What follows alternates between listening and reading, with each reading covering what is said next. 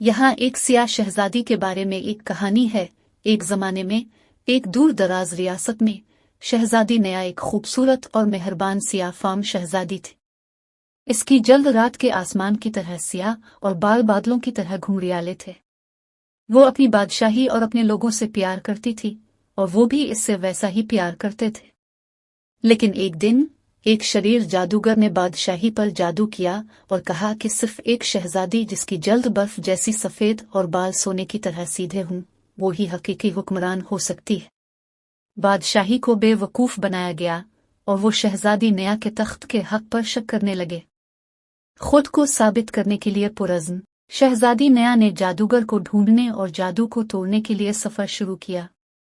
रास्ते में इसकी मुलाकात एक अक्लमंद बूढ़े आदमी से हुई जिसने इसे इसके अपने सियापन की खूबसूरती और ताकत के बारे में सिखाया। इसने इसे दिखाया कि इसकी खाल इस जरखेज मिट्टी की मानिंद थी जो फसलों की परवरिश करती थी और उसके बाल उन शानदार शेरों की तरह थे जो सवाना में घूमते थे।